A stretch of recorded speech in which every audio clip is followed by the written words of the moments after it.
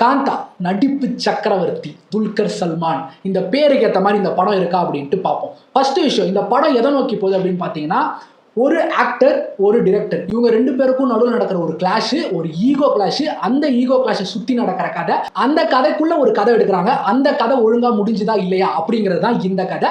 இதுக்குள்ள நடிச்சிருக்க டிக்யூவா இருக்கட்டும், சமுத்திரகனி சாரா இருக்கட்டும், பாகியஸ்ரீயா இருக்கட்டும், ராணாவா இருக்கட்டும், எல்லாருமே அவங்களோட ஆக்டிங்கை பிரிச்சு மேய்ஞ்சிருப்பாங்க. செகண்ட் ஹாஃப்ல இருந்தா ராணா கண்டினியூ ஆயிருப்பாரு. அவருடைய காமெடியான ஆக்டிங் ஆகட்டும், அது எல்லாமே பெர்ஃபார்மன்ஸ் எல்லாம் சூப்பரா இருக்கும். ஃபர்ஸ்ட் ஹாஃப் ஃபுல்லா இந்த 3 பேர், அதாவது டிக்யூ, சமுத்திரகனி சார், பாக்கியஸ்ரீ, ஸோ இவங்க 3 பேர் டிராவல் பண்ணுவாங்க.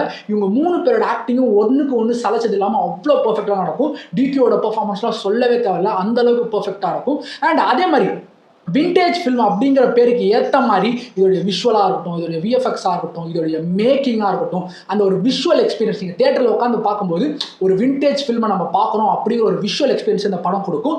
எஸ், ஸ்லோவான ஸ்க்ரீன் பிளே தான், ஆனால் ஸ்லோவான ஸ்க்ரீன் பிளேவாக இருந்தாலும் ஸ்க்ரீன் பிளேக்குள்ளே ஒரு ஸ்டோரி சொல்லுவாங்க, அவ்வளோ பெர்ஃபெக்டாக இருக்கும். படம் உண்மையிலே ரொம்பவே நல்லாயிருக்கும். மிஸ் பண்ணாமல் தேட்டரில் போய் பாருங்கள். ஓடிடியில் பார்த்தா உங்களுக்கு பிடிக்குமான்னு எனக்கு தெரியல. ஒரு தேட்ரிக்கல் விஷுவல் எக்ஸ்பீரியன்ஸ் அந்த படம் கண்டிப்பாக கொடுக்கும்.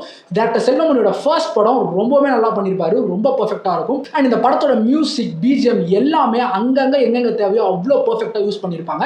இந்த படத்தோட டைலாக் டெலிவரி இருக்கு பாருங்களேன், எல்லா இடத்துலையுமே டைலாக் சூப்பராக ஒர்க் இருக்கும். ஓவராலாக பார்த்தீங்கன்னா ஒரு நல்ல படம். மிஸ் பண்ணாம தியேட்டர்ல போய் பார்த்துருங்க. காந்தா.